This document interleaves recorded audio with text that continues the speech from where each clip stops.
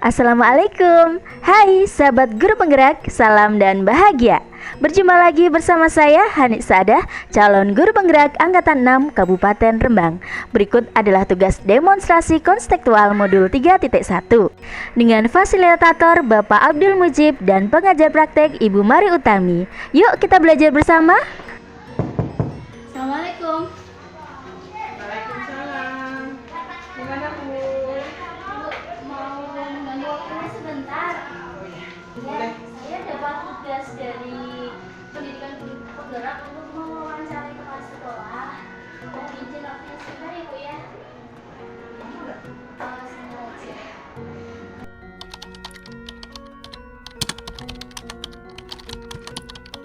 Sebelumnya saya mohon izin untuk merekam melalui video ya Bu ya. Ya, boleh silakan. Boleh ya? Ya. Kalau misalkan ini saya share di media sosial, Ibu keberatan apa tidak ya?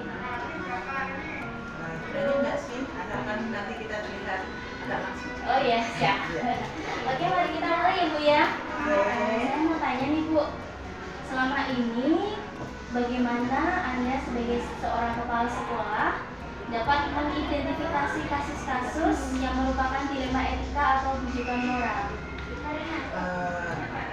Kita itu untuk menggunakannya ya dengan cara ini bermusyawarah dengan guru dan karyawan serta dengan komisi sekolah. Kemudian kalau jika diperlukan nanti kita akan melakukan semacam ini musyawarah dengan orang tua atau pihak-pihak yang terkait seperti masalah di sekolah ini masalah memanggil anak-anaknya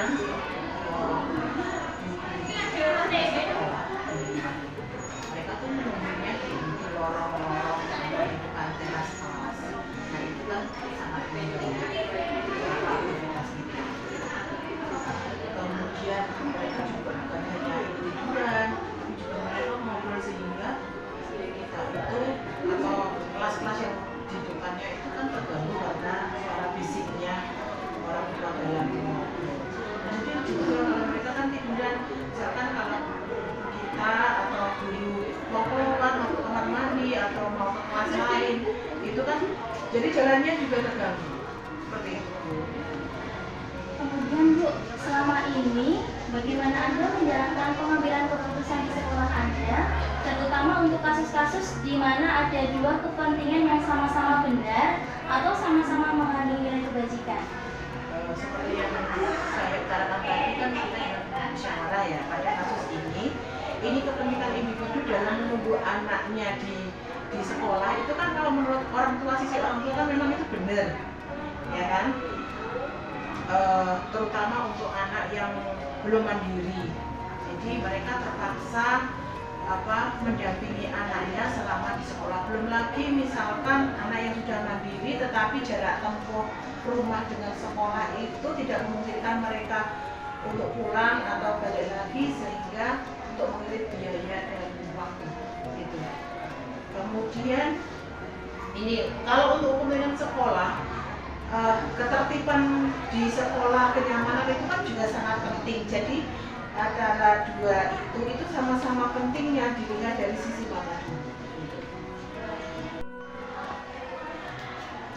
Selanjutnya Ibu, langkah-langkah atau prosedur seperti apa yang biasa Anda lakukan selama ini di sekolah ketika menghadapi masalah tersebut? Masalah itu tuh kita pertama kali itu sebenarnya kita sudah menyediakan gazebo 20 gazebo, tapi kita hanya punya 2 sehingga memang karang ya. Kemudian kita itu sudah merencanakan untuk menyediakan suatu kegiatan buat orang tua murid sehingga tidak terkesan nganggur terus hanya tidur-tiduran dan ngobrol gitu. Semacam kegiatan yang bisa mereka kerjakan atau kegiatan orang tua yang memang sudah mempunyai kegiatan yang bisa dikerjakan di tempat ini di sekolah. Kemudian Bu, hal-hal apa saja yang selama ini Anda anggap efektif dalam pengambilan keputusan pada kasus-kasus dilema etika? Ini Bu ya, hal-hal yang selama ini efektif adalah ya ini tadi bermusyawarah dengan pihak-pihak yang terkait. misalkan dari dengan orang tua antara sekolah dan orang tua. Kemudian Bu, hal-hal apa saja yang selama ini merupakan tantangan dalam mengambil keputusan? Ada tantangan nggak Bu ketika Ibu mengambil keputusan ini? Tentu saja ada ya, seperti yang sudah saya utarakan tadi, kita hanya mempunyai 2 tempat. Misalkan kalau kita menempati tempat lain, misalkan aula, tapi kan aula itu juga sudah sering sekali kita gunakan untuk kegiatan pembelajaran juga. Kemudian tantangan lain ada ini, apa ya, orang tua yang kadang-kadang itu katakanlah ngeyel gitu loh, jadi tidak mentaati aturan, karena kita sudah mengarahkan ke tempat yang kita sudah sediakan, tapi mungkin satu saat itu dia manut, tapi besok lagi sudah kembali lagi ke arah sana, karena mungkin bagi orang tua, kok anakku nangis ya, kok anakku ini, jadi mereka merasa perlu untuk mengkondisikan anak, padahal itu sudah menjadi tanggungan dari guru kelas. Kemudian ada nggak sih tata cara atau jadwal tertentu dalam penyelesaian kasus ini Bu? Untuk kasus ini sebenarnya kasus ini klasik ya, karena memang kondisi sekolah kita kan hanya sempit seperti ini. Waktu tertentunya itu kita bicarakan di awal-awal tahun pelajaran atau awal tahun anggaran. Kemudian pada waktu misalkan tadi yang sudah saya katakan uang tuanya digiring ke sini, tapi saya ngeyel, pada saat itu kita ya sudah menyelesaikannya pada saat itu. Satu lagi Bu, pertanyaannya, ada nggak sih seseorang atau faktor yang selama ini memudahkan atau membantu jenengan dalam menyelesaikan masalah yang ada di sekolah? Sebenarnya ya tentu saja ada ya, terutama ini guru-guru kita ya. Alhamdulillah sekali mereka juga membantu kita dalam menyelesaikan suatu masalah yang ada di sekolah ini. Dalam hal ini kan tadi karena orang tua murid gitu. Kemudian faktor yang mendukung sekali adalah tidak semua orang tua murid itu kadang-kadang ya, tapi ada banyak juga sih orang tua murid yang mau bekerja sama dengan kita menyelesaikan masalah tersebut, jadi proaktif. Satu lagi pertanyaan Ibu, yang terakhir, dari semua hal yang telah disampaikan Ibu, pembelajaran apa yang dapat Ibu petik dari pengalaman Ibu dalam pengambilan keputusan di Dilema Etika ini? Ini ya, kita itu bisa jadi lebih bisa memahami setiap karakter orang. Dalam hal ini tentu saja karakter orang tua murid yang memang ini beragam, berbeda-beda. Kemudian yang lain, ketertiban umum itu sangat penting. Ketertiban di sekolah ini juga sangat penting. Tapi mungkin bagi orang tua kenyamanan anaknya juga penting. Tetapi itu kan bisa dikondisikan, bisa dimusyawarahkan sehingga anak nyaman dan tidak takut-takut bersekolah atau belajar di sekolah, tetapi ketertiban di sekolah juga tetap terjaga. Baik, terima kasih Bu. Iya. Terima kasih Bu Iya. ya sudah membantu saya menyelesaikan tugas CGP saya. Semoga ini juga menginspirasi saya ketika saya nanti suatu saat menjadi seorang pemimpin pembelajaran, saya bisa mengambil hikmah atau belajar dari pengalaman yang Ibu ambil saat ini. Terima kasih sekali. Assalamualaikum. Sama-sama, waalaikumsalam.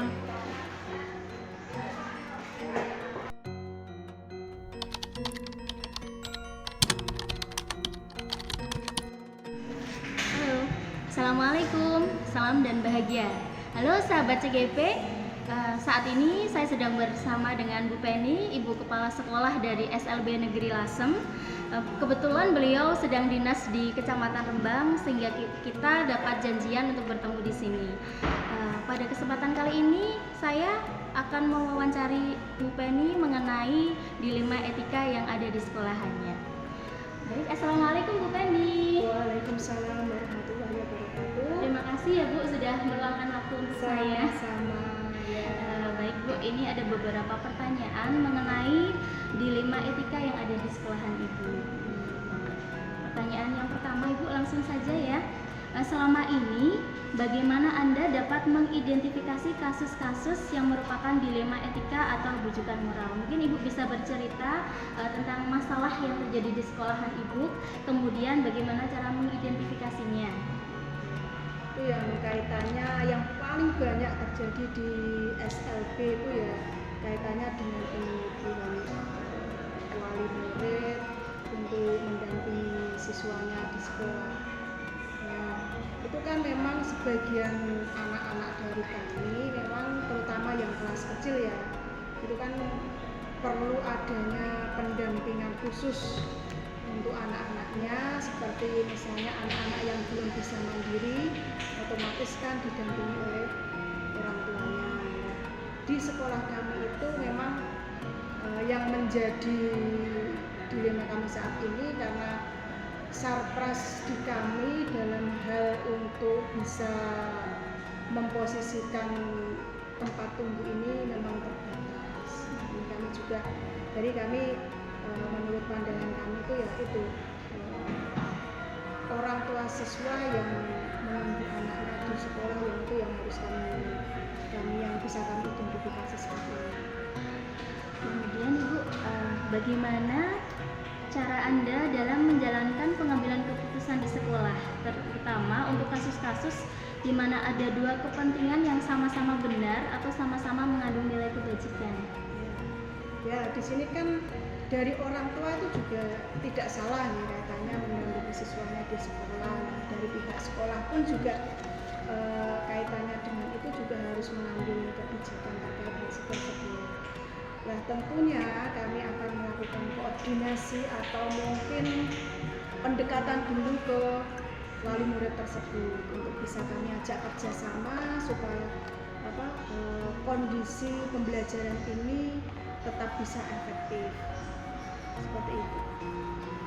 Kemudian hal-hal apa saja yang selama ini Anda anggap efektif dalam pengambilan keputusan pada kasus ini, Bu? Nah, itu tadi kita melakukan pendekatan atau sharing komunikasi dengan para orang tua, kemudian kita ajak musyawarah bagaimana baiknya kalau posisi orang tua yang menunggu di depan kelas atau bahkan di teras itu sangat mengganggu. Jadi agar supaya orang tua tetap bisa berada di sekolah akan tetapi tidak mengganggu pembelajaran itu, bagaimana solusinya, yaitu ya dengan pendekatan, sharing komunikasi atau bahkan musyawarah dengan para wali.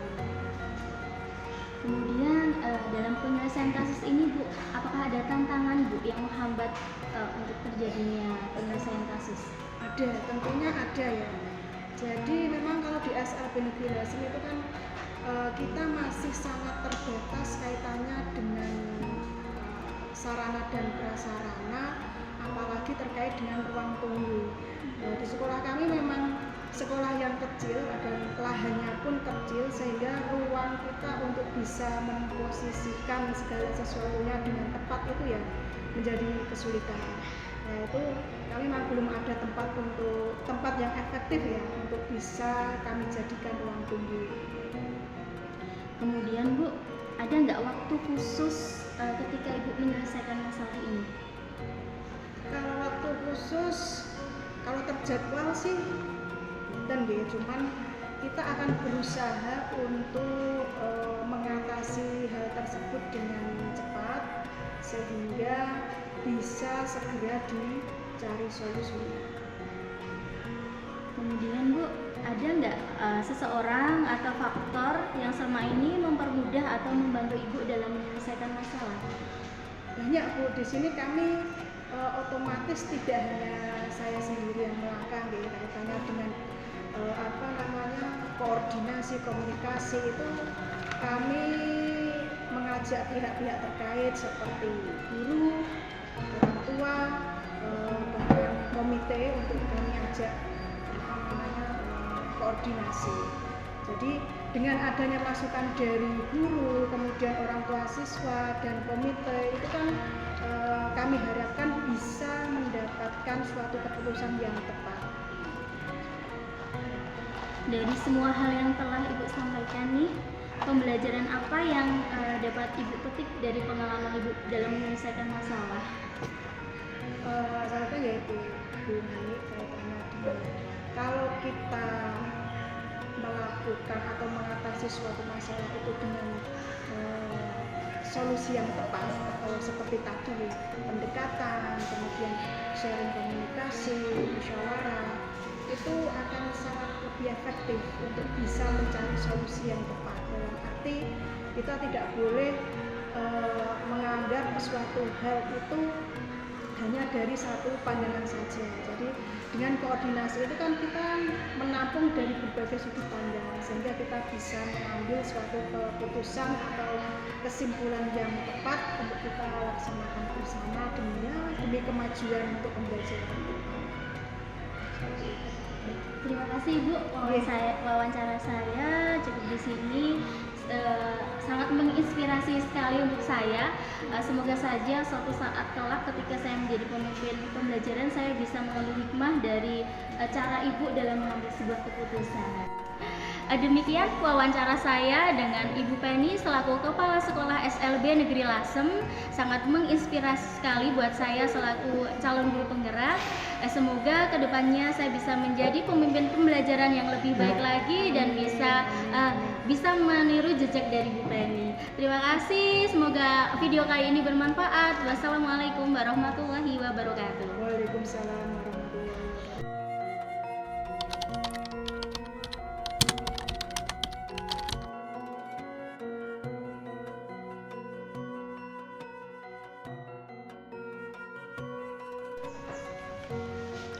Nah, sahabat CKB, selesai sudah kegiatan saya dalam mewawancarai dua kepala sekolah di tempat yang berbeda atau di sekolah yang berbeda. Nah, saat ini saya akan berefleksi tentang kegiatan yang saya lakukan tadi. Yang pertama, saya sangat senang sekali. Ini adalah pengalaman pertama saya dalam melakukan wawancara dengan seorang kepala sekolah dari sekolah yang berbeda. Yang kedua, saya sangat terinspirasi sekali dengan kedua kepala sekolah ini karena dua-duanya adalah seorang perempuan hebat yang berjuang dari jauh untuk mengabdikan dirinya di sekolahan tempat mereka mengabdi sebagai seorang kepala sekolah. Untuk itu, sekali lagi saya mengucapkan terima kasih kepada Bu Mumpuni selaku Kepala Sekolah SLB Negeri Rembang dan juga Bu Penny selaku Kepala Sekolah SLB Negeri Lasem yang sudah berkenan membersamai saya dalam mengerjakan tugas di Pendidikan Guru Penggerak, tugas demonstrasi konstekstual modul 3.1. Selanjutnya saya akan berefleksi. Yang pertama, hal-hal menarik apa yang muncul dari wawancara tersebut? Sangat menarik sekali ya, apalagi di sebuah sekolah yang luar biasa. Tentu saja akan ada sekali banyak tantangan di dalamnya. Nah, berbeda dengan sekolahan umum, ketika seorang anak diantar orang tuanya, maka orang tua langsung meninggalkannya di depan gerbang atau meninggalkannya kembali pulang ke rumah. Sedangkan di SLB banyak sekali orang tua murid yang menemani atau menunggui anak-anaknya di sekolahan. Hal ini dikarenakan kebanyakan dari mereka masih mengalami kesulitan atau belum bisa mandiri, terutama di dalam toilet. Nah, banyak juga anak-anak SLB yang belum mandiri loh, belum bisa ke toilet sendiri, sehingga harus dibantu oleh orang tuanya. Atau ada anak juga yang sudah mandiri, tetapi orang tua terpaut jarak tempuh yang sangat jauh, kemudian tidak memungkinkan orang tua untuk kembali mengantar jemput dari rumah ke sekolah atau ke sekolah ke rumah, sehingga orang tua menunggui anaknya di sekolahan. Hal inilah yang memunculkan sebuah masalah di dua sekolahan yang berbeda, yakni yang pertama yaitu orang tua yang menunggui anaknya, kebanyakan mereka selalu ngobrol dan juga rebahan atau tiduran di depan kelas atau tempat-tempat tertentu. Hal ini sangat mengganggu sekali dalam kegiatan belajar mengajar karena suara yang dari luar terekam atau masuk ke dalam ruangan, sehingga anak ketika mendengarkan suara orang tuanya, mereka menjadi tidak fokus dalam belajar. Dan terkadang suara orang tua lebih terdengar keras daripada suara gurunya ketika mengajar di kelas. Nah, dari kasus yang sama di dua sekolah yang berbeda, saya mengambil kesimpulan bahwa dua-duanya mengalami D5 etika individu lawan kelompok, di mana individu di sini yaitu orang tua wali murid dan kelompoknya yaitu pihak sekolahan. Dan kedua sekolahan ini dengan kasus yang sama melakukan prinsip yang ketiga, yakni berpikir berbasis rasa peduli. Tentu saja keduanya sama-sama memperbolehkan orang tua untuk menunggui anaknya, apalagi anak yang belum mandiri dan juga anak yang rumahnya berjarak sangat jauh dari sekolahan. Dan pihak sekolah pun sudah memberikan tempat khusus sebagai solusi untuk orang tua murid dalam menunggui anaknya di sekolahan. Kedua sekolahan ini juga sudah melewati 9 langkah dalam pengambilan keputusan. Yang pertama yaitu mengenali nilai-nilai yang saling bertentangan. Di sini bertentangan antara orang tua murid yang menunggui anaknya di depan kelas, dan yang kedua mengganggu peraturan atau ketertiban sekolah. Kemudian yang kedua, menentukan siapa yang terlibat dalam situasi ini. Pihak sekolah sudah mengidentifikasi bahwa yang terlibat adalah orang tua dan juga pihak sekolahan. Kemudian pihak sekolah juga sudah mengumpulkan fakta-fakta yang relevan dengan situasi ini, yakni pihak sekolah sudah mengidentifikasi bahwa anak-anak yang ditungguin oleh orang tuanya adalah anak-anak yang belum bisa mandiri secara fisik. Pihak sekolah juga mengidentifikasi dari jarak tempuh antara rumah ke sekolah yang tidak memungkinkan kedua orang tua untuk mengantar jemput anaknya, sehingga orang tua memilih untuk menunggui anaknya di sekolahan. Dan dalam pengujian benar atau salah, kedua sekolahan ini menggunakan uji intuisi, di mana mereka melibatkan dilema yang melibatkan dua nilai yang sama-sama benar, yakni orang tua benar sebagai orang tua yang mendampingi anaknya ke sekolahan, dan pihak sekolah yang benar karena merasa bahwa orang tua yang menunggui anaknya sangat mengganggu ketertiban sekolah. 9 langkah selanjutnya yaitu yang kelima, pengujian paradigma benar lawan benar. Di sini kedua sekolahan sama-sama menggunakan individu lawan kelompok, yakni individu sebagai orang tua dan sekolah sebagai kelompok. Selanjutnya melakukan prinsip resolusi.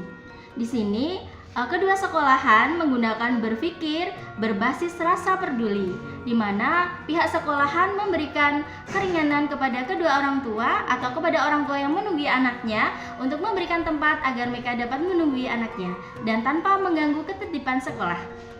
Kemudian keputusan yang ke-8 yaitu membuat keputusan. Pengambil keputusan yang ke-8 yaitu buat keputusan. Dari Sekolah SLB Negeri Lembang dengan Kepala Sekolah Bu Mumpuni memberikan tempat khusus untuk para wali murid yang menunggui anaknya di sekolahan melalui sebuah tempat atau yang disebut gazebo. Dan yang kedua, Kepala Sekolah berencana untuk memberikan keterampilan kepada wali murid yang menunggui anaknya sehingga wali murid memiliki kegiatan khusus atau kegiatan yang positif selama menunggui anaknya di sekolah. Sedangkan di SLB Lasem yang sekolahnya tidak begitu luas dan tidak memiliki gazebo, beliau memberikan tempat khusus untuk orang tua dalam menunggui anaknya di sekolahan. Dan yang terakhir dari 9 langkah pengambilan keputusan yaitu lihat lagi keputusan dan refleksikan. Kepala sekolah juga sudah mengaji kembali dan merefleksikan masalah yang ada untuk melakukan sebuah tindak lanjut dari sebuah masalah tersebut. Refleksi yang kedua yaitu bagaimana hasil wawancara antara 2 atau 3 pimpinan yang Anda wawancarai? Adakah sebuah persamaan atau perbedaan? Kira-kira ada yang menonjol dari salah satu pimpinan tersebut? Mengapa? Apa yang membedakan? Dari kedua kepala sekolah yang saya wawancarai, sama-sama hebat dan sama-sama menjadi sebuah teladan bagi saya. Mereka mengambil keputusan tanpa gegabah, tetapi melalui proses evaluasi, melalui proses komunikasi yang baik antara guru, antara wali murid dan juga pihak komite sekolah. Refleksi yang ketiga, apa rencana ke depan para pemimpin dalam menjalani pengambilan keputusan yang mengandung unsur dilema etika? Bagaimana mereka bisa mengukur efektivitas pengambilan keputusan mereka? Nah, rencana kedepannya dari SLB Negeri Rembang yaitu ingin memberikan keterampilan khusus atau kegiatan yang positif kepada wali murid atau orang tua murid yang menunggui anaknya dengan kegiatan-kegiatan keterampilan seperti membuat konektor masker atau membuat manik-manik untuk gelang ataupun kalung. Kemudian dari SLB Lasem sementara hanya menyediakan tempat tunggu untuk orang tua yang menunggui anaknya.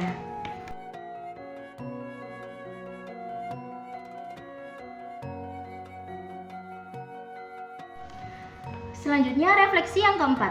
Bagaimana Anda sendiri akan menerapkan pengambilan keputusan dilema etika pada lingkungan Anda, pada murid-murid Anda, dan pada kolega guru-guru Anda yang lain? Kapan Anda akan menerapkannya? Saya akan mengambil sebuah keputusan setelah melewati komunikasi yang positif dan juga baik dengan pihak-pihak yang terkait dalam sebuah permasalahan di sekolahan. Dari kegiatan ini menyadarkan saya bahwa suatu masalah harus diselesaikan dengan komunikasi yang baik antara pihak yang bersangkutan. Karena ketika kita mengambil keputusan secara gegabah akan membuat masalah semakin rumit dan juga akan semakin sulit untuk terselesaikan. Demikian refleksi saya pada tugas modul demonstrasi kontekstual modul 3.1. Semoga menginspirasi dan juga bermanfaat. Wassalamualaikum warahmatullahi wabarakatuh.